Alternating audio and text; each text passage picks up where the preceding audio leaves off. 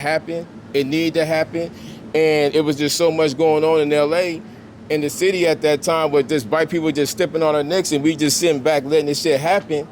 And we had to stand up.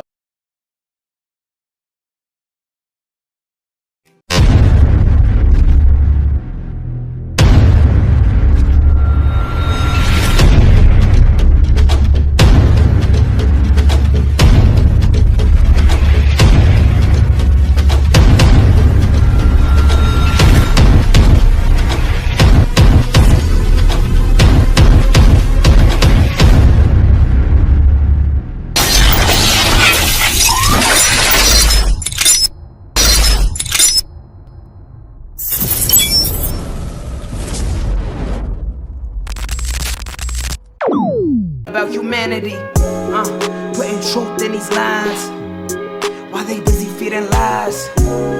When you got that tunnel vision, gotta open up your eyes. Wake up and go to sleep. Man, I'm praying all times. And to my guys, ain't no other side. This for my brothers, I'ma pray with y'all shine. Lock the door. Postman. Go ahead, lock the door. Lock the door. Go ahead, lock the door.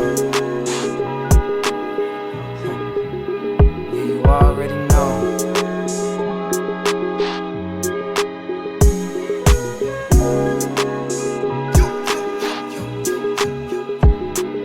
Depending on the lessons, some people eat, some people learn. But the game is gonna send you a big. Lock the door. Alright, you know what I'm saying? I'm Jake Capone. Yes, ma'am. Avalon, you know what I mean? Supporting just supporting the podcast, supporting the crew, you know what I mean? Bringing people in, you know what I mean, that really want it, you know what I mean, so they can tell their story, give it to the world, you know what I mean, and let them know that it's a real meaning behind what we doing. We're not just doing it trying to high sign, trying to show off how hard we are or whatever, whatnot, or boast to brag about what we done did to people in the past. We just trying to send a positive message out there at the end of the day, but show what's real. You know what I mean? And this is what we going to embody in this Gangsta Jake series. You know what I mean? At the end of the day. So there is a meaning and a purpose. Oh yeah. Oh definitely. For sure. You know what South Park's historical for? Tell me. The 1992 LA peace truce. I like that. Right? That spearheaded in Watts. I like that you know that. That's important. Guaranteed. Yeah. You know, so everything being filmed and leading up to the Rodney King riots, the Tasha Harding that they killed. Yeah, they killed her execution style. See the judge Shot her was in the back of the head. See, the judge was a Jewish lady, right? So the same judge that sentenced the murder for the Tasha Harding, see, she got probation, but she sentenced another Asian lady, the same judge, and gave her 6 years in prison for killing her dog, right? But she sentenced the Asian lady to probation for killing Tasha Harding execution style. How did that make you feel when you found that out? Well, I was kind of young when the LA riots kicked off, right? So I really didn't understand the dynamics, but understood what was going on, right? The shit really didn't kick off until the Rodney King beating. That's what broke the camel's back. You get what I'm saying? And it was kind of difficult because my grandmother was a white lady. She's part Native American Indian and white. So she lived on Dinker on 48th and Western. You get what I'm saying? So when the riots kicked off, we had to make sure she was straight, and we had to go out to outside cities. Oh, it really got bad on the east side. Police riding around in three deep in the back seat, riding around LA all day. You get what I'm saying? Shit spread to South Central, Watts, Compton, all that shit. You know what I mean? And IC had to come on and be like, hey, look, y'all did y'all shit back up before they send the troops in. You know what I mean? So yeah, it's a lot of weight behind what goes on in LA, Compton, Watts, and all that shit because we all joined at the hip. Because I lived on 135th and Avalon during the Watts riot. I saw what they did then. All the army coming in on the Jeeps and the trucks and armed with 50 calibers and all this different stuff. And back then, they really didn't have no love. They would mow you down, bro. Right. And here's the thing, right? So remember, Latasha Harlins was really like 6 months prior to the Rodney King being, people was already out there in the streets mad, right? Okay, bam. So when the riots really kicked off, the Asians didn't understand why black people were attacking their stores, right? Because they was only looking at the Rodney King situation, which was the straw that broke the camel's back, not the initial issue that was at hand, but only added to it. You get what I'm saying? So the Asian people, why do blacks tear down their own community? Like, nah, we ran the Asian people outside the community because it was all stemmed from that Latasha Harlins killing. You get what I'm saying? And they knew what time it was. You get what I'm saying? Some of them did. The ones who had rifles, of course, they did. You get what I'm saying? But you know, that was something that happened. It needed to happen, and it was just so much going on in L.A. in the city at that time, with just white people just stepping on our necks, and we just sitting back letting this shit happen, and we had to stand up. It just wasn't finna happen no more. Right, you know what right. I mean? So when the Crips and Bloods came together, you know what I mean? That was like a historical moment. It happened in Watts, South Central, South Park. How old you know were what I you mean? at that time? I was a kid. I was probably like around 10 at that time, right? But you were paying attention. I was paying attention because I was right there in the middle of it. You know what I mean? We had to move momentarily because it just got that bad. Give me a consequential moment that inspired your cripping, or somebody that you saw. Was it Crazy Wade? Was it Cartoon? Was it Doc Rob? Okay, Cartoon, Doc Rob, all them is legends. If you from anywhere inside of LA, you ain't got to be in the Avalon section on the east side. If you from the west side, you gonna know a Cartoon or Doc Rob from Fire Trey. You gonna know them names. You know what I'm saying? Them is household names. You get what I'm saying? Then they really recognize from the set and they official. You know what I'm saying? Dirt Up. You know what I mean? Them big homies. Right. You know, so what inspired me was just the all-around culture and the history, just growing up in South Central LA. You get what I'm saying? I mean, you understand the politics of the streets. You ain't even gotta be gang banging, you know what I'm saying, to get chipped. Because people is thirsty like that.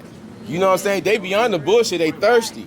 You get what I'm saying? So if you associated, or you live in this area, you subject to get shot and killed. DPs, right? They don't necessarily have to be physical. They can be mental. Do you agree or disagree? See, in the gangbanging world, a lot of DPs is physical, because that's the baptism of fire that we came into this shit with. So if you so we came in getting our ass whooped. So you fuck up, you'll get your ass whooped too. You get what I'm saying? And that's just politics. You know what I mean? Actions in gangbanging can be verbal and nonverbal. Well, a lot of times it depends on who you are. It depends on what you do. You get what I'm saying? It depends on who you're related to and who and your time and Because you know the nonverbal is like this. That's like shut the fuck up, like you tripping. You know, They don't got just the gang disciplinary. You know what I'm saying? But the verbal can come in some harsh language, right? Yeah. The disrespect, but the nonverbal can just be, not even give you the head nod, just look at you and just like kind of snarl or whatever. What it does is conviction. So when people look at you different, because you gotta remember this, everybody has a thing about how people view them, right? So if you're a part of something and people who you're a part of start looking at you funny, you're gonna start to reflect and think about yourself. What the fuck am I doing wrong? And you're gonna correct that, right? Now somebody just look at you like nigga, you need to shut the fuck up, like you tripping. You know what I'm saying? That's different. That's an indirect check. Who detached us? Why we act like that? I mean, you gotta remember, we're growing up in a rough environment, right?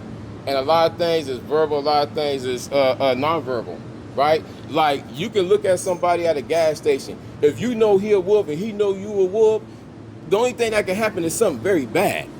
You get what I'm saying? So you might take a pass on that. He on what I'm on, right? And a lot of times when people be in groups and gangs, they see easy prey, easy victim, and they press them. You get what I'm saying? That's what happens all the time. That's how people get killed. You get what I'm saying? But when people on deck, 5 or 6 deep, and you see them, you might be like, nah, they strong right now. They on point. You know what I'm saying? I'm going to sit back and wait and catch somebody sitting by themselves. And then weird motherfuckers be like, oh, that nigga's a bitch. Yeah, exactly. No bitch. Exactly. 60 y'all. What the fuck? I look like You know what I'm saying? I see most of everybody here. 60 y'all, nigga. As I'm looking at everybody here, ages seem to be pretty much what, from 30s and 20s. Yeah. Okay. Just for them old niggas right here. Well, and you guys seem to This be old nigga too. agreement in the language and the understanding.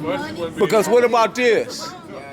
What about if we had an understanding? You stay on your side, I stay on my side. You don't write on my walls, I won't write on your walls. When I see you in traffic, I give you a pass, you give me a pass.